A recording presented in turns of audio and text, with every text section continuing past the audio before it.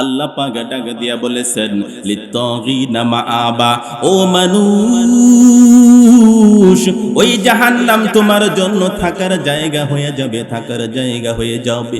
জাহান্নাম শব্দের অর্থ হলো নৈরাশ্য, হতাশা, আর হলো অন্ধকার আর অন্ধকার। জাহান্নামের ভিতরে কেমন শাস্তি জাননি? রহমতের নবী বলেন জাহান্নামের আগুন হলো অন্ধকার আর অন্ধকার। 1000 বছর জাহান্নামের আগুন জ্বালাইছে, জ্বালানোর পর জাহান্নামের আগুন লাল বর্ণ ধারণ করলো। আর 1000 বছর জ্বালানোর পরে সাদা বর্ণ ধারণ করলো। আরো 1000 বছর জ্বালাবার পর ওই জাহান্নামের আগুনটা কালো হয়ে গেছে। আমার বাবাজিরা ভাইয়েরা, 1 নাম্বার হলো জাহান্নাম। জাহান্নামের 2 নাম্বার স্তরের নাম হলো লাজা। লাজা হলো এমন একটা জিনিসকে বলা হয় আগুনের ভিতরে, আগুনের যখন জ্বালাই আমরা, আগুনের উপরে একটা শীষের মতো থাকে, ঠিক না? আমরা আগুনের জিহ্বা বলি অনেকে। আগুনের মাথা এরকম বাড়ি পারে, এরকম বাড়ি দেয়, একদিকে যায় এদিকে যায়, এটাকে বলা হয় লাজা। আল্লাহ রাব্বুল আলামিন লাজা সম্পর্কে জানাইলেন কাল্লা ইন্নাহা লাযা নাযাআতাল লিশ-শাওয়া তাদউ মান আদবারা ওয়া তাওয়াল্লা ওয়া জামাআ ফাআওয়া। আল্লাহ পাক ডাক দিয়া বলেন, ওরে বান্দা, নিশ্চয়ই একটা লেলিহান আগুনে শিখা, যে আগুনে এটা এমন এমন আগুন, এমন আগুন নাযাআতাল লিশ-শাওয়া, ওই জাহান্নামের আগুনটার শিখা এমন ভয়ানক হবে, শরীরের মধ্যে টাচ করার লগে লগে রে বাবা তোমার শরীরের চামড়াগুলো ছেড়ে ছেড়ে যাবে। ও দুনিয়ার মানুষ, ওই জাহান্নাম লাজার আগুনটা কত ভয়ানক! আগুনটার শিখা যদি শরীরের মধ্যে হালকা করেও যদি একটু আচর লাগে রে বাবা, আচর যদি লাগে রে বাবা, শরীরের চামড়া বিন্দু পরিমাণ থাকবে না, আগুনের সাথে সাথে শরীরের চামড়াগুলো উঠে যাবে। নবীজি বললেন, ও দুনিয়ার মানুষ, আমার উম্মতেরা রে, জাহান্নামের 2 নাম্বার স্তরের নাম হইল লাজা। ওই লাজার আগুন কত ভয়াবহ! নাযাআতাল লিশ-শাওয়া, চামড়াগুলো খসে নিবে। আমরা জিগাইলাম মালিক, ওই নাযাআতুল লিশ-শাওয়া যে তাদের ঘটবে, ওই লাজা নামক জাহান্নামের মধ্যে যেই মানুষগুলো যাইবে, তাদের পরিচয়টা কি? তাদের পরিচয় কি? আল্লাহ পাকে বললেন তাদউ মান আদবারা ওয়া তাওয়াল্লা। ওই লাজা নামক জাহান্নাম ওই মানুষটাকে ডাকবে যেই মানুষটা পৃষ্ঠ প্রদর্শন করলো, যেই মানুষটা ওয়াজ মাহফিল থেকে সরে গেল, যেই মাহফিলটা কোরআনের আলোচনা শুনলো না, যেই মাহফিলে মানুষ কোরআনের আলোচনা শুনলো না, কোরআনের আলোচনাটা মানলো না, আলেম উলামারা তাদেরকে ইসলামের দিকে ডাকে। ওই মানুষেরা কয় হুজুরেরা কি বুঝে? হুজুররা যদি বুঝতো তারা এত অভাবের মধ্যে থাকতো না। মসজিদের ইমাম সাহেব কি বুঝে? আলেমরা কি বুঝে? এমন বহু নাফরমান ওই মানুষগুলোকে বাবা যতই হাতে ধরে পায়ে ধরে বুঝাই না কেন রে বাবা, মানুষগুলো কথা মানতে চায় না। আল্লাহ পাক ডাক দিয়া বলেন, ও দুনিয়ার মানুষ, তাদউ মান আদবারা ওয়া তাওয়াল্লা। ওই লাজা নামক জাহান্নাম ওই মানুষটাকে তার ভিতরে নিবে, পেটের ভিতরে নিয়ে যাবে, যেই মানুষটা পৃষ্ঠ প্রদর্শন করেছে, ওয়াজ বয়ান শোনার পরে মুখ ফিরাইয়া আরেক দিকে চলে গেছে। না না, এই কথাগুলো এত মানার দরকার নাই, আছে না নাই? এখানে মাহফিল, এদিক দিয়ে এখানে যারা ছিল অনেকেই চলে গেছে, ঠিক কিনা? আল্লাহ বলছেন, ও ভাই, ও ভাই, আল্লাহ বলছেন সবার কপালে হেদায়াত জুটে না। আল্লাহ যাকে হেদায়াত দেন তারাই একমাত্র হেদায়াত পায়। হেদায়াত চেষ্টা করে পাওয়া যায় না, আল্লাহর দয়ায় পাওয়া যায়, ঠিক কিনা? 2 নাম্বার হলো লাজা। লাজা নামক জাহান্নামকে আল্লাহ পাক এমন করে বানাইছেন, ও দুনিয়ার মানুষ, যেই মানুষটা এমন গুমরা হয়ে গেল, আল্লাহর বিধান থেকে সরে গেল, আমরা দেখতে পাই বেশিরভাগ ক্ষেত্রে দেখি যুবকের দল এই বিধানগুলো মানার ব্যাপারে বেশি অমনোযোগী। যুবক মানুষ তো, শরীরের রক্ত গরম, মেজাজ গরম, টাটকা শরীর, কাউকে দেখে ভয় পায় না, ঠিক কিনা? আমি কি মুই কি হনুরে, আমি কি হয়ে গেছি, আমাকে আমার বাবা দেখে যেতে পারে নাই, এমন ভাবে চলে রে ভাই। রাস্তা দিয়ে যাবে, দেখবেন যদি একজন অসহায় দরিদ্র অটোওয়ালা, তাদের সাথে যদি একটু কথার এমন সেমন হয়, কান শিরা বরাবর লাগিয়ে দেয়, ঠিক কিনা? মুহূর্ত দেরি করে না। ও ভাই যুবক, তোমাকে তো আল্লাহ যেই শক্তি দিয়েছেন, এটা তো তুমি নিজের চেষ্টায় পাও নাই, ঠিক কিনা? দিয়েছেন কে? আরো জোরে বলুন কে? আমার মুসলমান ভাইরা, আল্লাহ রাব্বুল আলামিন তোমাকে আমাকে তৈয়ার করার পর এত মায়া করে বানাইছেন, এত দয়া করে বানাইছেন। বানাবার পর আল্লাহ পাক মায়া করে ডাক দেন, ইয়া আইয়ুহাল ইনসানু মা গররাকা বিরাব্বিকাল কারীম।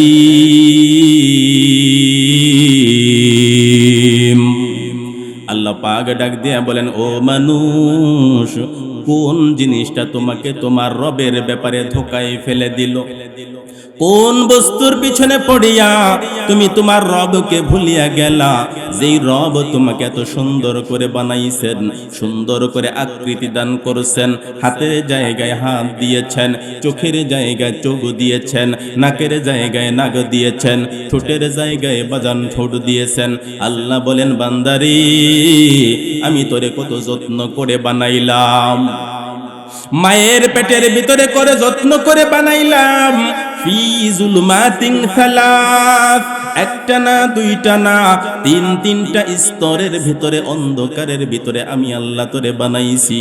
আল্লাহ বলেন, বান্দা, দুনিয়ার কোনো কারিগর অন্ধকারের ভিতরে কাজ করে না, কোনো মেকানিক অন্ধকারের ভিতরে যন্ত্র বানায় না, কোনো দর্জি অন্ধকারের ভিতরে কাপড় সেলাই করে না, কোনো মানুষ অন্ধকারে খেতে খামারেও কাজ করে না। আমি আল্লাহ রাব্বুল আলামিন মায়ের পেটের তিনটা অন্ধকারের ভিতরে তোরে বানাইলাম, এত যত্ন করে তোরে বানাইছি রে বান্দা। তোর শরীরের ভিতরে যত রোগ আমি দিয়েছি, যত শিরা উপশিরা আমি আল্লাহ দান করেছি, বিজ্ঞানীরা প্রমাণ করে দেখেছেন, একটা মানুষের শরীরে যতগুলো রোগ রয়েছে, শিরা উপশিরা রয়েছে, এই তামাম পৃথিবীর চতুর্পাশ দিয়া যদি পেঁচানো হয়, তাহলে 3 বার, কেউ বলেছেন 5 বার পেঁচানো যাবে। বুঝেন নাই মনে হয়? রোগের যেই পরিমাণ রোগ আল্লাহ দিচ্ছেন, পুরা পৃথিবীটাকে 5 বার পেঁচানো যাবে। কতবার? কি পরিমাণ শিরা রোগ দিয়েছেন আল্লাহ আমাদের এই বডির ভিতর, বিজ্ঞান প্রমাণ করেছে এটা। আল্লাহ পাকে ডাক দিয়া বলেন, ও বান্দা, তোর এই শরীরের ভিতরে আমি এতগুলো রোগ সেট করে দিলাম, এত শিরা উপশিরা লাগাইলাম, মায়ের পেটের অন্ধকারের ভিতরে বানাইছি। একটা শিরা আরেকটার সাথে পেঁচ লাগে নাই, একটার জায়গায় আরেকটা আমি দেই নাই, কোনো কাজের ভিতরে ত্রুটি হয় নাই। ও বাজান, দুনিয়ার একটা যন্ত্র যদি বিকল হয়, একটা যন্ত্র বানাইলে সেইটা কিছুদিন ব্যবহারের পরে নষ্ট হয়, কিন্তু বাজান, আল্লাহ পাক এমন একটা বডি বানাইছেন, জন্ম থেকে শুরু করিয়া রে বাবা, যুবক বয়স পার হইয়া বৃদ্ধ বয়সে যাওয়ার আগ পর্যন্ত এই শরীরের ভিতরে কোনো ডিস্টার্ব নাই, ঠিক কিনা? কি কারিগরি আল্লাহ করেছেন এই শরীরের ভিতরে, এত সুন্দর করে বানাইছেন। হাতের জায়গায় হাত দিছেন, মুখের জায়গায় মুখ দিয়া আল্লাহ বলছেন, ও মানুষ, আলিয়া আইয়ুহাল ইনসান, ও মানুষ, মা গররাকা বিরাব্বিকাল কারীম, কোন জিনিসটা তোমাকে তোমার রবের ব্যাপারে ধোকায় ফেলে দিয়েছে? আল্লাযী খলাকাকা ফাসাওয়াকা ফাআদালাক, যিনি তোমাকে সৃষ্টি করেছেন, তোমাকে সুবিন্যস্ত করেছেন, তোমাকে সুন্দর সুষমা মণ্ডিত করেছেন, সেই রবকে তুমি ভুলে গেলে? আল্লাহ রাব্বুল আলামিন কত মায়া করে ডাক দিয়ে বলেছেন, ও দুনিয়ার মানুষ, এত সুন্দর করে তোমারে বানাইলাম, তারপরেও তুমি আমাকে কেন ভুলে গেলা? আমি রবের বিধান থেকে যদি দূরে সরে যাও, তাহলে তুমি জেনে নাও, তাদউ মান আদবার ওয়া তাওয়াল্লা, তোমার জন্য রয়েছে লাযা নামক জাহান্নাম। 3 নাম্বার জাহান্নামের নাম হলো হুতামা। জোরে বলেন কি? হুতামা। হুতামা শব্দের অর্থ হচ্ছে চূর্ণ বিচূর্ণ, একদম গুঁড়ো গুঁড়ো করে ফেলা। এই নামে একটা আল্লাহ পাক জাহান্নাম বানাইছেন। কাল্লা লায়ুমবাযান্না ফিল হুতামা ওয়া মা আদরাকা মাল হুতামা নারুল্লাহিল মুকাদ্দা আল্লাতী তাত্তালিউ আলাল আফইদা। আল্লাহ পাক বলেন, ও দুনিয়ার মানুষ শোনো, নিশ্চয়ই একটা হুতামা নামক জাহান্নাম রয়েছে। এই হুতামা নামক জাহান্নামের মধ্যে আমি তোমাদেরকে নিক্ষিপ্ত করে দিব, ওই নিক্ষিপ্ত ফেলে দিব রে বাবা। দুনিয়ায় একটা ব্লেন্ডার মেশিন দেখছেন নি? ব্লেন্ডার মেশিন দেখেন নাই? এটার মধ্যে যদি একটা আস্ত কিছু দেওয়া হয়, গুরু গুরু যেমন হয়ে যায়, ওই হুতামা নামক জাহান্নামের অবস্থা হবে এমন। আল্লাহ পাক বলেন, ওখানে দেওয়ার সঙ্গে সঙ্গেই রে বাবা তুমি একদম চূর্ণ বিচূর্ণ হয়ে যাইবা। ভাই কি সমস্যা ভাই?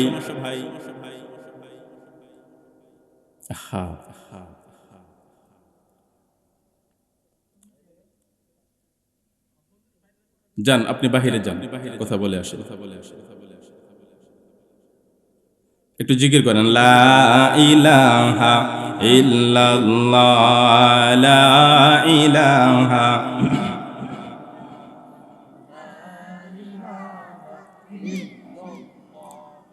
লা ইলাহা ইল্লাল্লাহ, লা ইলাহা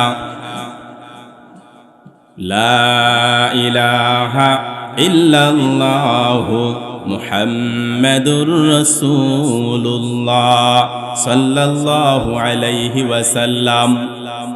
3 নম্বর জাহান্নামের নাম হলো হুতামা। এটার মধ্যে যেই মানুষ যাদেরকে ফেলানো হবে রে বাবা, ওই মানুষগুলো চূর্ণ বিচূর্ণ হয়ে যাইবে, তাদের কোনো অস্তিত্ব থাকবে না। রহমতের নবী বলেন, ও দুনিয়ার মানুষ শুনে নাও, ওই জাহান্নামের ভিতরে যখন তুমি পড়বা, তোমার শরীরের কোনো চিহ্ন ভিন্ন থাকবে না, এমন চূর্ণ বিচূর্ণ হয়ে যাইবা, তোমার কোনো মৃত্যু হবে না, তুমি বাঁচবাও না, মৃত্যু হবে না, বাঁচবাও না রে বাবা। 4 নম্বর জাহান্নাম আল্লাহ পাকে বলেছেন সাঈর। 4 নম্বর জাহান্নামের নাম হলো সাঈর। আল্লাহ রাব্বুল আলামিন বলেন, ফারিকুন ফিল জান্নাতি ওয়া ফারিকুন ফিস সাঈর।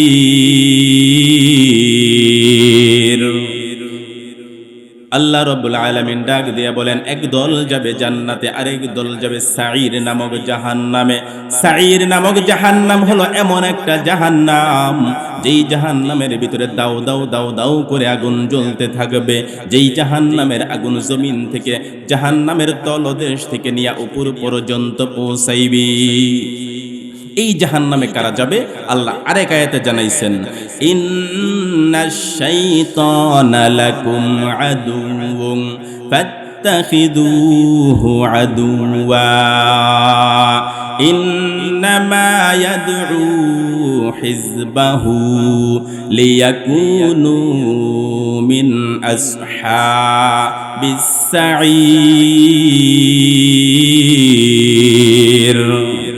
আল্লাহ পাক ডাক দিয়ে বলেন, ও দুনিয়ার মানুষ শোনো, নিশ্চয়ই শয়তান তোমাদের জন্য শত্রু। ইন্নাশ শাইতানা লাকুম আদুউন, নিশ্চয়ই শয়তান তোমাদের শত্রু, তোমাদের শত্রু। ফাত্তাখিযুহু আদুওয়া, সুতরাং শয়তানকে তোমরা শত্রু হিসেবেই গ্রহণ করো।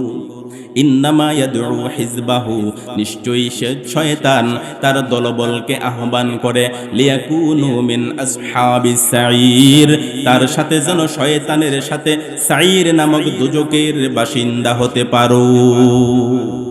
শয়তান শত্রু, শয়তানকে দেখা যায়? দেখা যায় না। তাহলে শত্রু হিসেবে গ্রহণ করব কেমন? আগে মাঝে মাঝে দেখা যাইতো, মাঝে মধ্যে দেখা যাইতো, কিন্তু একবার শয়তানকে এক আল্লাহর ওলি দেখছেন, দেখে বলতেছেন, ও ভাই, ও শয়তান, তুমি শয়তান হইলা কেন? শয়তান বলতেছে, আশ্চর্য কারবার, আমার সারা জীবনে এই ধরনের প্রশ্ন কেউ করে নাই। কই তুমি শয়তান হইছো কেমনে? কই এটা জেনে তুমি কি করবা? কই আমিও তোমার মতো হব। কি বলছে? আমিও তোমার মতো হতে চাই। তুমি কেমনে শয়তান হইছো? শয়তান চিন্তা করতেছে আমার জীবনে এরকম ঘটনা ঘটে নাই, তাহলে শয়তান হতে চাও, ঠিক আছে, তাহলে তুমি দুইটা কাজ করবা। এক নাম্বার কাজ হলো নামাজ পড়বা না। দুই নাম্বার কাজ হলো বেশি বেশি কসম করবা। কি করবা? বেশি বেশি কসম করবা। আমরা অনেকেই কথায় কথায় বলে আল্লাহর কসম এইটা, আল্লাহর কসম এইটা বলেনি। শয়তান বলছে যে তুমি এক নাম্বার হলো নামাজ পড়বা না, দুই নাম্বার হলো বেশি বেশি কসম করবা। এবার লোকটা ডাক দেয়া কয়, রে শয়তান, আল্লাহর কসম করে বলি রে শয়তান, আমার জীবনে আমি কোনোদিন নামাজ ছাড়ব না। দুই নাম্বার কারণ হলো তুমি বলেছো বেশি বেশি কসম করার জন্য। আমি আজ থেকে ঘোষণা দিলাম আমার জীবনে কোনোদিন কসম করব না। শয়তানে কয়, বাবারে বাবারে টাউট, এটা আমার চাইতে বড় টাউট। শয়তান বলতেছে, ভাই তুমি যে টাউট আমি করলা, তোমার মতো টাউট আমার জীবনে পাই নাই। আমার কাছ থেকে ধোঁকা দিয়া কথা নেই এমন লোক আমি পাই নাই। আমিও ঘোষণা দিলাম আজ থেকে আমি কোনো মানুষকে গুমরের কথা বলবো না। শয়তানকে আগে দেখা যাইতো, এখন তো ভাই দেখা যায় না। কিভাবে বুঝবেন এটা শয়তানি কাজ? আল্লাহ রাব্বুল আলামিন যখন শয়তানকে লানত দান করলেন, শয়তান যখন মালউন হয়ে গেল, অভিশপ্ত হয়ে গেল, ঘোষণা দিয়ে বসলো, মালিক আমি আপনার এতদিন পর্যন্ত ইবাদত করলাম, বন্দেগী করলাম, এত বিশাল লম্বা টাইম ইবাদত করলাম, এটার বিনিময়ে আমাকে আপনি কিয়ামত দিবস পর্যন্ত হায়াত দিয়া দেন। আল্লাহ বললেন, মঞ্জুর, তোমার আবেদন কবুল করা হলো, কিয়ামত দিবস পর্যন্ত তোমার হায়াত দিয়া দিলাম। কয় দুই নাম্বার হলো আমাকে আরেকটা বিষয়ে দেওয়া লাগবে। আপনি মানুষদেরকে হেদায়েত দান করবার জন্য যুগে যুগে নবী রাসূল পাঠাবেন। আমি ওই মানুষগুলোকে গোমরা করার জন্য কি ব্যবস্থা গ্রহণ করব আমাকে বলে দেন। আল্লাহ বললেন, তোমার জন্য গণকরা তোমার পক্ষে কাজ করবে। হাত দেখার জন্য জ্যোতিষী আসেনি, জ্যোতিষীরা তোমার পক্ষে কাজ করবে। তো এক জ্যোতিষী গেছে, এক এলাকায় গেছে, যাওয়ার পরে এক যুবক আইরা ঠেটা কিছু যুবক আছে না, এরা এই জ্যোতিষীরা বসাইছে। বসেন, কি করেন আপনি? আমি ভবিষ্যতের খবর বলে দেই। বলার সঙ্গে সঙ্গে গালের মধ্যে মারছে এক ঘুষি মারলে জ্যোতিষী কয়, আপনি তুমি এটা কি করলা? কয়, আপনি ভবিষ্যতের খবর বলেন, আপনারা যে আমি ঘুষি মারবো এই খবর আপনার কাছে নাই। ঠিক কিনা গণ? এই খবর তো আপনার কাছে নাই, তা আপনি কি ভবিষ্যৎবাণী করবেন? এবারে শয়তান বলে, মালিক আপনি নবী রাসূল পাঠাইবেন, আমি কাদেরকে দিয়া মানুষদেরকে গোমরা করব? আল্লাহ বললেন, ও শয়তান রে, তোমার পক্ষে গণক আর জ্যোতিষীরা কাজ করবে।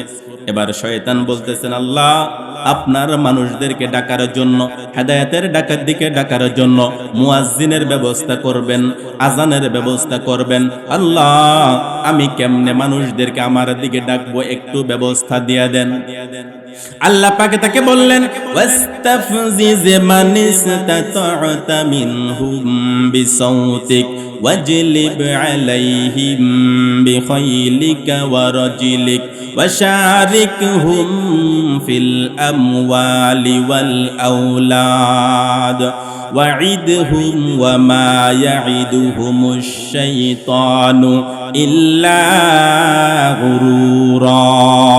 আল্লাহ ডাক দিয়ে বলেন, ওরে শয়তান তুমি মানুষদেরকে ডাকো, ওয়াস্তাফজিজ মানিস্তাতা মিনহুম বিসাউতিক, তোমার কণ্ঠস্বর দ্বারা মানুষদেরকে তোমার দিকে ডাকবা।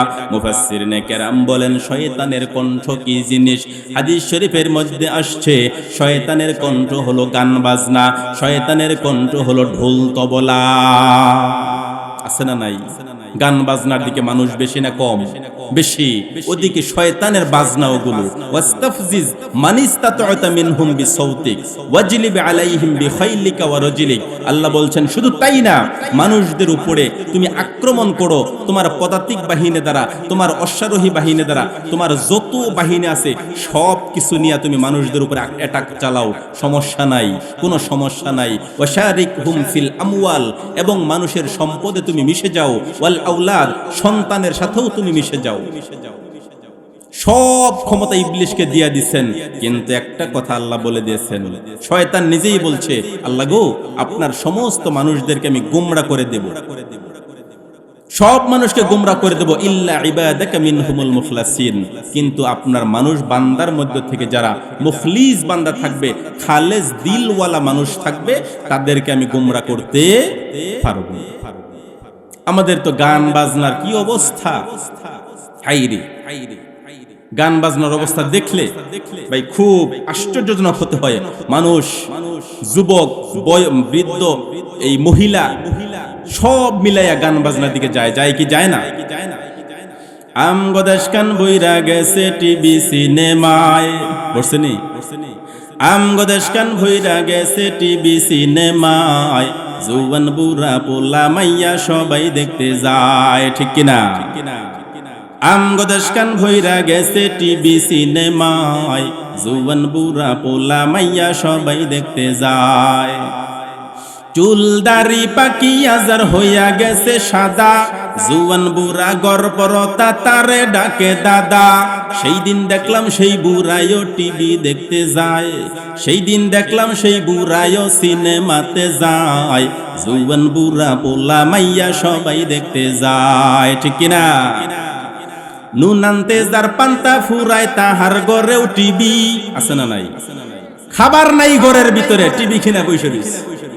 নুন আনতে যার পান্তা ফুরায় তাহার ঘরেও টিভি, রঙ্গ রসে ঘরে বৈশা দেখে হিন্দি ছবি। নুন আনতে যার পান্তা ফুরায় তাহার ঘরেও টিভি, রঙ্গ রসে ঘরে বৈশা দেখে হিন্দি ছবি। কত রঙ্গের কত নাচন সেখানে দেখায়, কত রঙের কত নাচন সেখানে দেখায়, জুয়ান বুড়া পোলা মাইয়া সবাই দেখতে যায়। সালাম কালাম নাই রে দেশে, দেখলে কয় হাউ আর ইউ। সালাম কালাম আছে? ইংলিশ শিক্ষিত যুবক সব দেখলে পরে হাউ আর ইউ ইংলিশে জিজ্ঞাসা করে। এখন আর সালামও দেয় না, কালামও নাই, কিচ্ছু নাই। সালাম কালাম নাই রে দেশে, দেখলে কয় হাউ আর ইউ। বাংলায় কয় না ভালোবাসি, ইংলিশে কয় আই লাভ ইউ। আসেনি? আপনাদের এদিকে নাই মনে? সালাম কালাম নাই রে দেশে, দেখলে কয় হাউ আর ইউ। বাংলায় কয় না ভালোবাসি, ইংলিশে কয় আই লাভ ইউ। রাস্তাঘাটে দেখলে মাইয়া আই লাভ কইতে চায়, মহিলারা পোলার বউরে ওয়েলকাম জানায়। আমগো দেশকান বইরা গেছে টিভি সিনেমায়, জুয়ান বুড়া পোলা মাইয়া সবাই দেখতে যায়। মরে গেলে সব সারিয়া কবরে যাবি, ফেরেশতারা ঘুরতেইতে হাইব টিভি, ঠিক কিনা? মরে গেলে সব সারিয়া কবরে যাবি, ফেরেশতারা ঘুরতেই দেখাইব টিভি। আরে পূর্ণিমা সব নূরের নাচন দিব রে দেখাই, পূর্ণিমা সব নূরের নাচন দিব রে হান্দাই, জুয়ান বুড়া পোলা মাইয়া সবাই দেখতে যায়, ঠিক কিনা?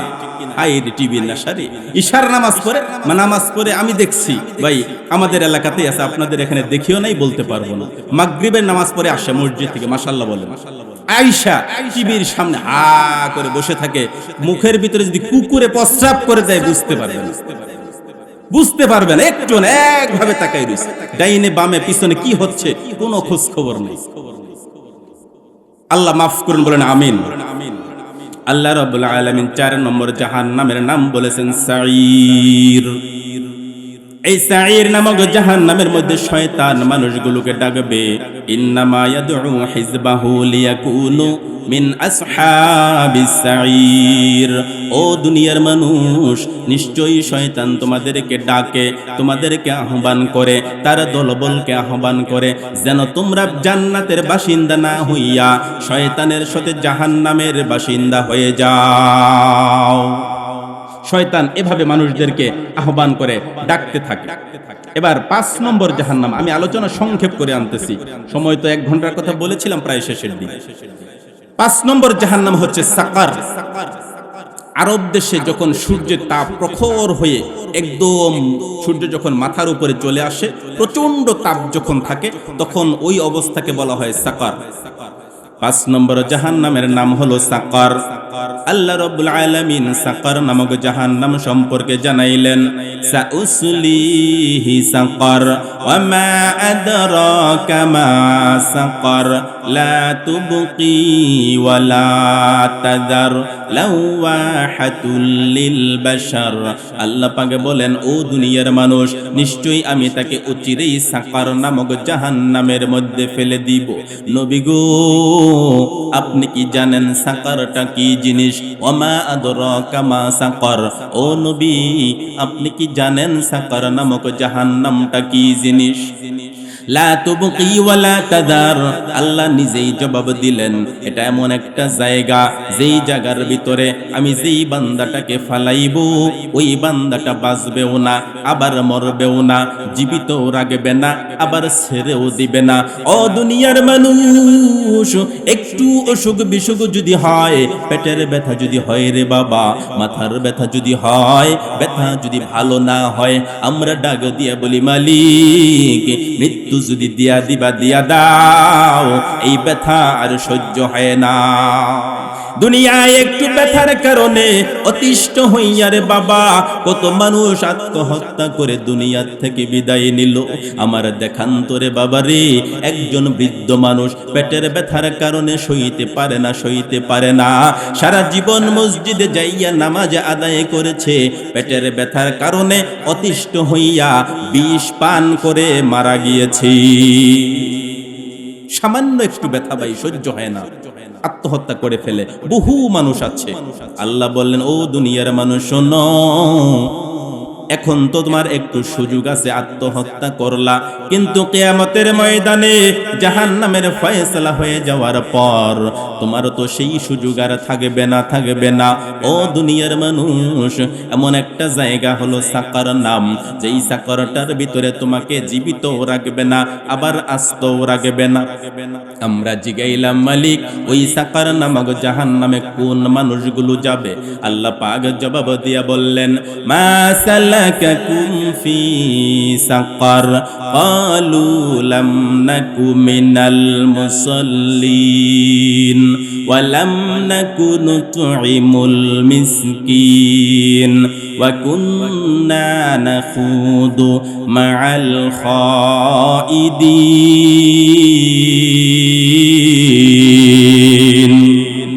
আল্লাহ পাক ডাক দিয়া বলেন, ও দুনিয়ার মানুষ শোনো, ওই জাহান্নামের ভিতরে আমি যখন ফেলবো, সাকার নামক জায়গায় যখন তোমাদেরকে ফেলে দিব, ওই জাহান্নামের কারারক্ষী যারা আছে, আলাইহা 19 জন ফেরেশতা এটার মধ্যে আছে, প্রহরী আছে, তারা জিজ্ঞাসা করবে, মা সালাকাকুম ফি সাকার, ও দুনিয়ার মানুষ কোন জিনিসের কারণে সাকার নামক জাহান্নামে তুমি আসলা? ওদেরকে জিজ্ঞাসা করবে, তারা জবাব দিয়ে বলবে, এক নাম্বার হলো ক্বালু লাম নাকু মিনাল মুসাল্লিন, এক নাম্বার হলো আমরা মুসল্লি ছিলাম না। কি ছিলাম না? মুসল্লি ছিলাম না। মুসল্লি কাকে বলে? যে নামাজ পড়ে তাকেই তো মুসল্লি বলে, ঠিক না গো? যে নামাজ পড়ে তাকে বলে মুসল্লি। তার ওই দিন বলবে, আহা আমরা মুসল্লি ছিলাম না, যেই কারণে আমরা জাহান্নামে আসছি। আজকে মুসল্লি দেখলে আমরা টিটকারি মস্কারি করি, ঠিক কিনা? কয়ে তুমি এত বড় মুসল্লি, তুমি এত বড় মুসল্লি, এই কাজটা কেমনে করলা? আপনার কথা ঠিক আছে ভাই, কিন্তু মুসল্লি হওয়া তো দোষের না, ঠিক কিনা? অপরাধ মানুষ করতে পারে, আপনি মুসল্লি না, আপনার অপরাধ ডাবল। আর একজনে মুসল্লি হইয়া অপরাধ করছে, ওর অপরাধ একটা, ঠিক কিনা? এক নম্বরে তারা বলবে আমরা মুসল্লি ছিলাম না। 2 নাম্বার ক্বালু লাম নাকু মিনাল মুসাল্লিন ওয়া লাম নাকু নুতঈমুল মিসকিন, আমরা ইয়াতিমদেরকে মিসকিনদেরকে খানা খাওয়াইতাম না। ফকির দরবেশ যদি আসতো, বাড়ি থেকে দূর দূর করে তাড়াইতাম, তাদেরকে দান খয়রাত করতাম না, তাদেরকে খানাও খাওয়াইতাম না। ওয়া কুন্না নাখুদু মা'আল খাইদিন। 3 নাম্বার অপরাধ, আমরা সমালোচনাকারীদের সাথে বসে বসে সমালোচনা করতাম, পরনিন্দা করতাম, গীবত করতাম, অন্যের দোষ আলোচনা করতাম। আমার বাজান, এই সামনে একটা সিজন আসতেছে সমালোচনা করার, ঠিক কিনা? বুঝেন নাই? নির্বাচন সামনে না? আরে বাবা রে বাবা, দোষ কারে কয়? জীবনে যার দোষ না আছে ওর 14 গোষ্ঠীর দোষ ভাইরাল হয়ে যাবো, ঠিক কিনা? হ্যাঁ, ভাইরাল করতেছে, খুঁজে খুঁজে বের করে ফেললে কবে কোন জায়গায় কি করছে না করছে সব ভাইরাল হয়ে যাবে। আবার এটা নিয়ে দেখবেন চাষটলে বসে বসে মুড়ে মুড়ে এটার আলোচনা, পর্যালোচনা, গবেষণা চলবে। অনেকেই, বিজ্ঞানীর তো অভাব নাই, বসে বসে অনেক গবেষণা চলবে এটা নিয়ে।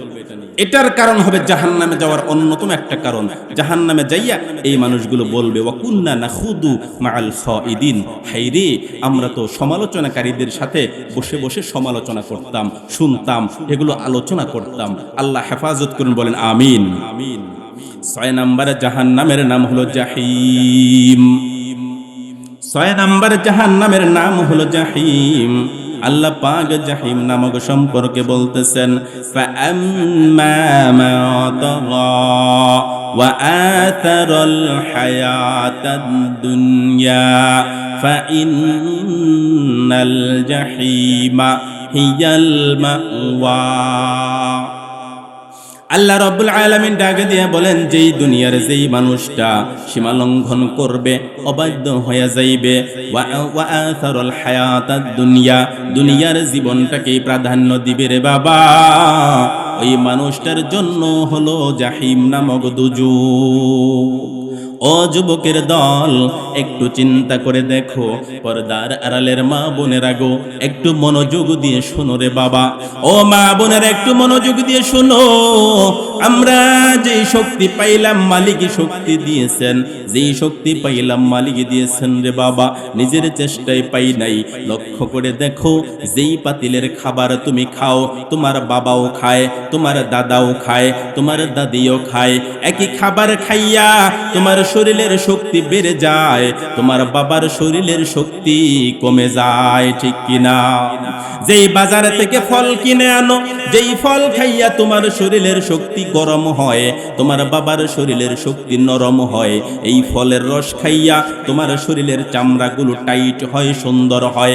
তাকাইয়া দেখো, একই ফল তোমার দাদা খায়, তোমার দাদা দিন দিন খায়, আর শরীরের চামড়াগুলো কুচি কুচি লেগে যায়, ঠিক কিনা? ফল তো একই ফল, আপনিও খাচ্ছেন, সন্তানও খাচ্ছে, তাদের উন্নতি হয়, আপনার অবনতি হচ্ছে। আমার ভাইরা শুনে নাও, আমার এই শরীর আমার না, আমার না, এই চোখ আমার না, এই কান বাজান আমার না, দাঁত আমার না, জিহ্বা আমার না।